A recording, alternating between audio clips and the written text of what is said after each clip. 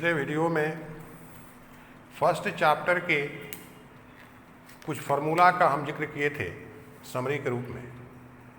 अब उसी को आगे बढ़ाते हुए फार्मूला नंबर 12 हम लोग डिफाइन किए थे इलेक्ट्रिक पोटेंशियल। तो क्या डिफिनीशन था? Electric potential eight A point in electric field is the amount of work which has done to taking per unit test charge from infinity to that point. So if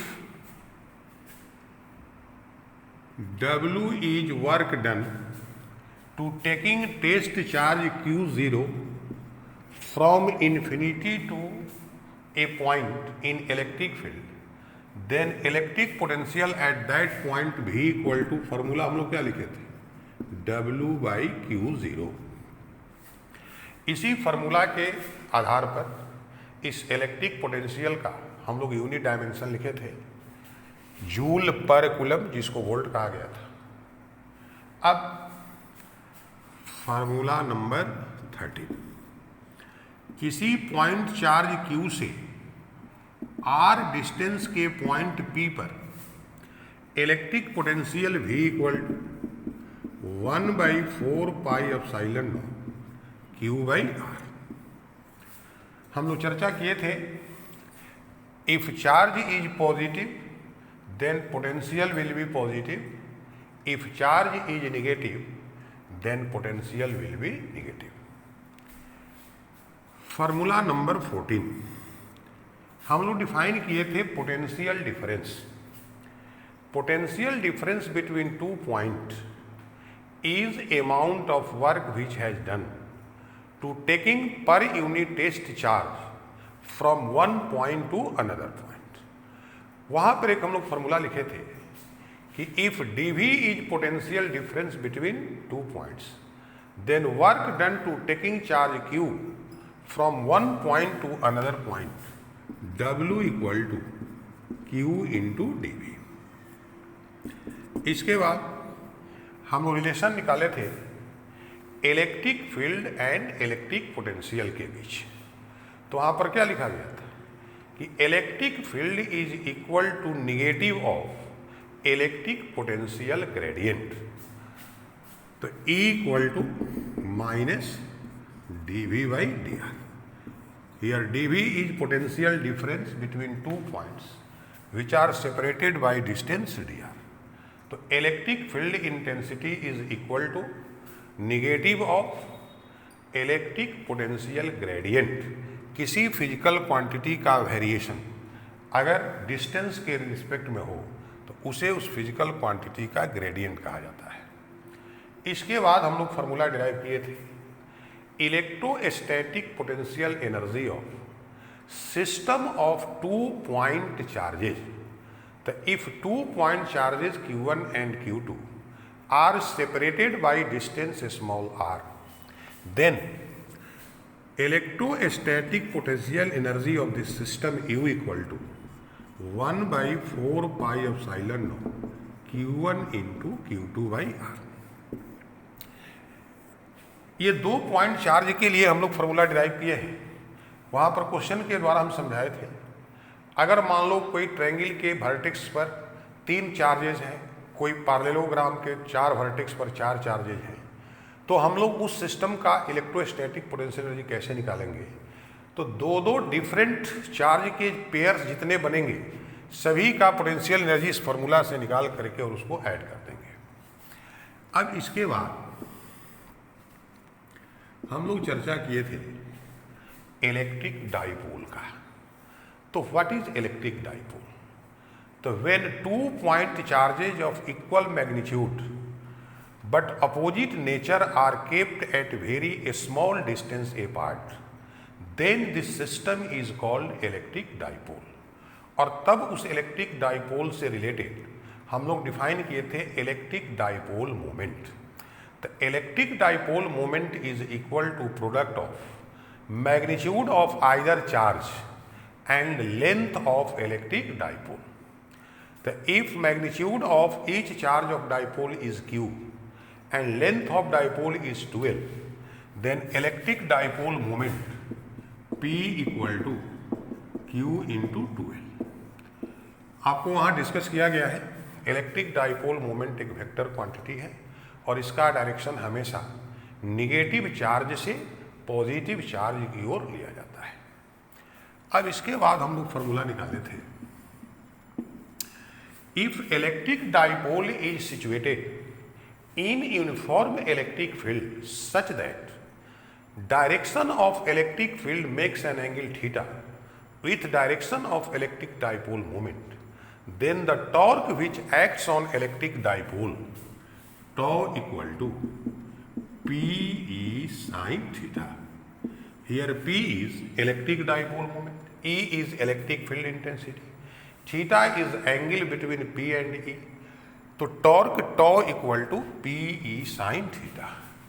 In vector form it can be written as tau equal to P cross E। वहाँ पर आपको hint किए हैं, इस टॉ का direction P और E दोनों के डायरेक्शन के क्या होगा, परपेंडिकुलर होगा। अब इसके बाद हम लोग फॉर्मूला निकाले हैं कि अगर कोई इलेक्ट्रिक डाइपोल इलेक्ट्रिक फील्ड में इलेक्ट्रिक फील्ड के डायरेक्शन से थीटा एंगल पर सिचुएटेड है, तो उस इलेक्ट्रिक डाइपोल की potential energy U equal to minus p E cos theta equal to minus p dot E. इस दोनों फार्मूला के आधार पर वहाँ हम कुछ डिस्कस किए हैं नोट में कि यूनिफॉर्म इलेक्ट्रिक फील्ड में जब कोई इलेक्ट्रिक डाइपोल चाहे किसी भी प्रकार से रखा हुआ है उस पर नेट फोर्स हमेशा जीरो होता है, लेकिन जब इलेक्ट्रिक डाइपोल मोमेंट का डायरेक्शन या तो इलेक्ट्रिक फील्ड के डायरेक्शन में होता है या इलेक्ट्रिक फील्ड के अपोजिट डायरेक्शन में होता है, तब नेट फोर्स के साथ साथ टॉर्क भी जीरो हो जाता है और इस दोनों सिचुएशन में वह डाइपोल इक्विलिब्रियम में होता है। उसके बाद इस सूत्र से हम लोग चर्चा किए थे कि जिस समय डाइपोल मोमेंट का डायरेक्शन इलेक्ट्रिक फील्ड के डायरेक्शन में होता है तो डाइपोल की पोटेंशियल एनर्जी मिनिमम होती है। इसका अर्थ है कि उस समय इसका जो इक्विलिब्रियम है उसका जो इक्विलिब्रियम है वह स्टेबल इक्विलिब्रियम है, और जब P का डायरेक्शन E के अपोजिट डायरेक्शन में होता है तो उस समय इसकी पोटेंशियल एनर्जी मैक्सिमम होती है, उस समय उसका इक्विलिब्रियम अनस्टेबल है। अब इसके बाद हम लोग फॉर्मूला डिराइव किए थे कि अगर किसी इलेक्ट्रिक डाइपोल को जिसका डाइपोल मोमेंट P है इलेक्ट्रिक फील्ड E में फील्ड के डायरेक्शन से θ1 एंगल से θ2 एंगल तक रोटेट कराना है तो कितना वर्क करना पड़ेगा। तो work done to rotate an electric dipole in electric field from angle θ1 to θ2 W equal to formula था PE cos θ1 माइनस cos θ2। ये फॉर्मूला हम लोग ड्राइव किए। इसके बाद हम लोग चर्चा किए थे इस इलेक्ट्रिक डाइपोल के कारण किसी पॉइंट पर इलेक्ट्रिक पोटेंशियल का एक्सप्रेशन हम लोग निकाले हैं। तो हम लोग इसमें पहला एक्सप्रेशन निकाले हैं कि जब कोई point P electric dipole moment के डायरेक्शन से थीटा एंगल पर डाइपोल के सेंटर से r डिस्टेंस पर सिचुएटेड है, तो उस पॉइंट पर इलेक्ट्रिक पोटेंशियल का formula V equal to 1/4 pi epsilon naught P cos theta by r square minus l square cos square theta. अगर कोई पॉइंट डाइपोल के सेंटर से r डिस्टेंस पर उसके एक्सिस से थीटा एंगल पर सिचुएटेड है, तो उस पॉइंट पर डाइपोल के कारण electric potential V equal to 1/4 pi epsilon naught P cos theta by r square minus l square cos square theta. अब इसी को हम कहे थे कि आप जनरलाइज कर सकते हैं, if point lies along axis of dipole towards plus q charge then angle of theta will be 0 degree. When theta will be 0 degree, then cos 0 degree equal to 1. Here will be also 1. तो उस case में electric potential V का value क्या हो जाएगा? तो अगर point dipole axis के एलोंग प्लस क्यू चार्ज की ओर हो, सेंटर से r डिस्टेंस पर, तो electric potential V equal to 1/4 pi epsilon naught P by are square minus l square. लेकिन वही पॉइंट उसी एक्सिस के अलोंग यदि निगेटिव माइनस क्यू चार्ज की ओर हो तो थीटा 180 डिग्री हो जाएगा, तो 180 डिग्री, तो कॉस 100 डिग्री माइनस 1। तो यहाँ पर पोटेंशियल V इक्वल टू चिन्ह क्या आ जाएगा? माइनस का। अगर पॉइंट इलेक्ट्रिक डाइपोल एक्सिस के परपेंडिकुलर बाइसेक्टर पर हो तो थीटा का वैल्यू 90 डिग्री होगा और कॉस 90 का मान 0 होता है। इसका मतलब क्या हो गया कि electric dipole moment, electric dipole axis के परपेंडिकुलर बाइसेक्टर के किसी भी पॉइंट पर इलेक्ट्रिक पोटेंशियल का वैल्यू क्या होता है? 0। अब देखिए 23 हम लोग एक्सप्रेशन निकाले थे electric field intensity due to electric dipole. तो उसमें केस 1 हम लोग क्या लिए थे? When point lies along axis of dipole, इसको एक्सियल पॉइंट कहते हैं। इस सिचुएशन में electric field E equal to सूत्र क्या आया था? 1/4 pi epsilon naught 2p r by are square minus l square whole square. Here r is the distance of point from center of dipole, P is the electric dipole moment, 2L is the length of dipole. In case of very short electric dipole, E equal to formula 1/4 pi epsilon naught 2p by r cube। और axis के along किसी point पर इस electric field का direction electric dipole moment के direction में होता है। इसके बाद हम लोग एक्सप्रेशन निकाले थे कि when point lies on perpendicular bisector of dipole axis, अगर पॉइंट डाइपोल एक्सिस के परपेंडिकुलर बाइसेक्टर पर सिचुएटेड है तो electric field E equal to 1/4 pi epsilon P by are square plus L square का power 3/2। If dipole is very very small then E equal to 1/4 pi epsilon naught P by are cube. तो axis पर जो electric field intensity है short dipole के लिए, इसका क्या है? डबल है। तो हम लोग कह सकते हैं कि अगर डाइपोल आपका छोटा है, स्मॉल है, तो उसके एक्सिस के परपेंडिकुलर बाइसेक्टर पर जो इलेक्ट्रिक फील्ड इंटेंसिटी है उसके एक्सिस के अलोंग इलेक्ट्रिक फील्ड इंटेंसिटी का क्या होती है? हाफ होती है। और परपेंडिकुलर बाइसेक्टर पर E का डायरेक्शन इलेक्ट्रिक डाइपोल मूवमेंट के डायरेक्शन के अपोजिट होता है। यानी एक्सिस के अलोंग इलेक्ट्रिक फील्ड का डायरेक्शन और परपेंडिकुलर बाइसेक्टर पर इलेक्ट्रिक फील्ड का डायरेक्शन एक दूसरे के क्या होता है? अपोजिट होता है। और उसके बाद हम लोग फार्मूला डिराइव किए थे कि अगर पॉइंट डाइपोल एक्सिस के रिलेटिव थीटा एंगल पर उसके सेंटर से स्मॉल r डिस्टेंस पर सिचुएटेड है, तब electric field intensity equal to 1/4 pi epsilon naught P by are cube under 3 cos square theta plus 1। तो किसी इलेक्ट्रिक डाइपोल के कारण किसी पॉइंट पर इलेक्ट्रिक पोटेंशियल और इलेक्ट्रिक फील्ड इंटेंसिटी का ये फार्मूला हम लोग डिराइव कर चुके हैं। अब इसके बाद हम लोग चर्चा किए हैं इलेक्ट्रिक फील्ड लाइंस का, और उसमें उसकी 5 प्रॉपर्टी की चर्चा हुई है। और इलेक्ट्रिक फील्ड लाइन से रिलेटेड हम लोग डिफाइन किए हैं इलेक्ट्रिक फ्लक्स। तो इलेक्ट्रिक फ्लक्स को हम लोग क्या डिफाइन किए थे कि electric flux is the bundle of electric field lines which passes normally to the surface situated in electric field. It is equal to a scalar product of electric field and area vector of surface. तो हम समझाए थे अगर ये कोई surface है, इसका surface area ये सरफेस का नॉर्मल है। अगर इलेक्ट्रिक फील्ड ई का डायरेक्शन इस सरफेस के नॉर्मल से थीटा एंगल पर है, तो इस सरफेस से क्रॉस करने वाला flux phi equal to E dot A equal to E A cos theta. ये इलेक्ट्रिक फ्लक्स को हम लोग डिफाइन किए थे। इस इलेक्ट्रिक फ्लक्स से रिलेटेड गॉस थ्योरम और गॉस लॉ की चर्चा हुई थी।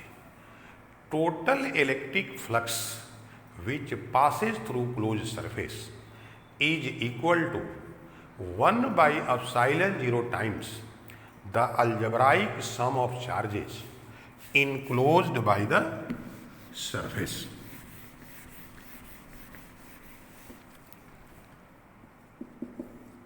Gauss law, total flux integration E dot dA is equal to sigma q by epsilon। इसकी चर्चा हम लोग किए हैं। इसी गॉस थ्योरम का यूज करके किसी चार्ज्ड स्फेरिकल सेल के कारण किसी पॉइंट पर इलेक्ट्रिक फील्ड इंटेंसिटी का एक्सप्रेशन हम लोग निकाले थे।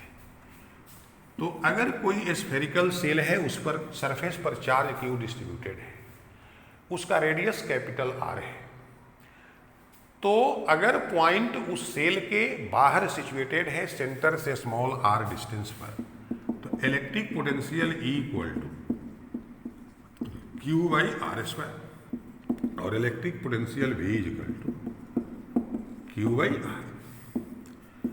अगर पॉइंट उस स्फेरिकल सेल के सरफेस पर है और उस स्फेरिकल सेल का रेडियस कैपिटल आर है, तब electric field intensity E equal to 1/4 pi epsilon Q by are square और electric potential V equal to Q by R. अगर पॉइंट उस स्फेरिकल सेल के इनसाइड है, तो इनसाइड में बताया गया था इलेक्ट्रिक फील्ड E का वैल्यू क्या होगा, 0, और उसके अंदर इलेक्ट्रिक पोटेंशियल का वैल्यू हर पॉइंट पर वही होगा जो उसके सरफेस पर होता है। तो स्फेरिकल सेल के अंदर अगर इलेक्ट्रिक फील्ड पूछा जाए तो उसका वैल्यू 0। तो कोई भी आपका हॉलो मेटालिक केज है, तो उसके इनसाइड में इलेक्ट्रिक फील्ड का वैल्यू 0 और उसके अंदर हर जगह पोटेंशियल का मान सेम होगा और वह पोटेंशियल उसके सरफेस पर के इलेक्ट्रिक पोटेंशियल के बराबर होगा। अब इसके बाद हम लोग एक्सप्रेशन निकाले थे, अगर कोई इनफाइनाइटली लॉन्ग चार्ज वायर है, इनफाइनाइटली लॉन्ग चार्ज वायर है जिसकी लीनियर चार्ज डेंसिटी लेम्डा है, तो उस वायर से आर डिस्टेंस के पॉइंट पर electric field intensity E equal to lambda by 2 pi epsilon naught r. ये इलेक्ट्रिक फील्ड का हम लोग एक्सप्रेशन निकाले हैं। और इसके बाद अगर कोई इनफाइनाइटली एक्सटेंडेड चार्ज शीट है और उसका सरफेस चार्ज डेंसिटी है सिग्मा, तो उसके आसपास किसी भी पॉइंट पर electric field intensity E equal to sigma by 2 epsilon naught. तो इतना फार्मूला जो है इस चैप्टर में हम लोग डिराइव किए हैं। इस फार्मूला का यूज करके जो भी ऑब्जेक्टिव सवाल आएगा इस चैप्टर से रिलेटेड उसको हम लोग डिस्कस करेंगे, इस पर न्यूमेरिकल भी बनाएंगे। लेकिन इस इलेक्ट्रोस्टैटिक्स के अंदर 2 चैप्टर हैं। पहला चैप्टर का नाम था चार्ज एंड इलेक्ट्रिक फील्ड, दूसरे चैप्टर का नाम है इलेक्ट्रोस्टैटिक पोटेंशियल एंड कैपेसिटेंस। तो एक चैप्टर का पूरा चर्चा हम लोग कर चुके। दूसरे चैप्टर में भी जो इलेक्ट्रोस्टैटिक पोटेंशियल है उससे सारा टर्म जो रिलेटेड था, सारी जो क्वांटिटीज थी, उसको हम लोग फर्स्ट चैप्टर में डिफाइन कर चुके हैं। अब सेकंड चैप्टर में केवल हम लोगों को स्टडी करना है कैपेसिटेंस के बारे में। तो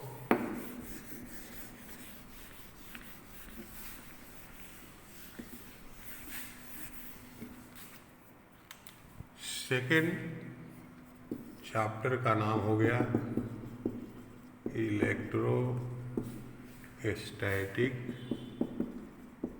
potential and capacitance.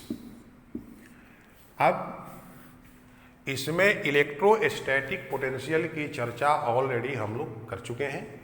Second chapter में कैपेसिटेंस की चर्चा करेंगे और एक चैप्टर समाप्त होने के बाद दोनों का हम लोग न्यूमेरिकल एक साथ सॉल्व करेंगे। तो पहले इसमें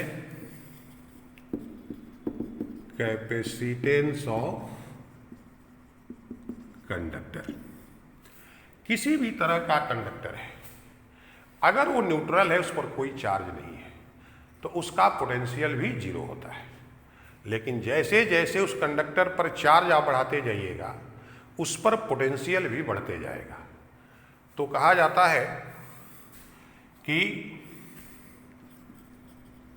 charge supplied to a conductor is directly proportional to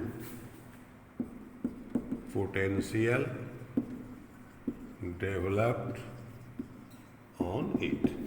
ऐसा क्यों कहा गया?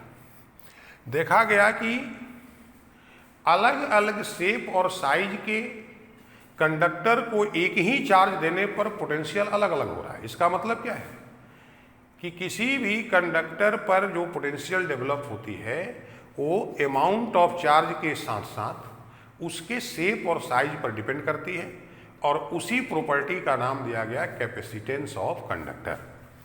तो charge supplied to a conductor is directly proportional to potential developed on it. If charge supplied to a conductor is Q and potential developed on it is V, then Q proportional to V or Q equal to CV, where C is capacitance of conductor which depends on shape and size of conductor। C equal to Q by V। हमेशा ध्यान रखिएगा कि यह जो capacitance C है, it does not depend on charge and potential of conductor. Capacitance of conductor only depends on shape and size of conductor. अगर आप charge को डबल करते हैं, पोटेंशियल भी डबल हो जाएगा, कैपेसिटेंस पर इसका कोई प्रभाव नहीं पड़ेगा। कई बार पूछ देता है कि अगर चार्ज को डबल कर दे, ट्रिपल कर दे, हाफ कर दे, तो what will be change in capacitance of conductor? तो there will be no change in the capacitance of conductor due to change in charge, because when charge will be increased, potential will be also increased in same proportional। तो capacitance of conductor is only depends on shape and size of conductor। अब इसी formula के आधार पर हम लोग capacitance को define करेंगे, फिर इसका यूनिट डायमेंशन लिखेंगे और इस प्रकार से फिर अलग अलग शेप के कंडक्टर का कैपेसिटेंस अगले क्लास में हम निकालेंगे। Thank you.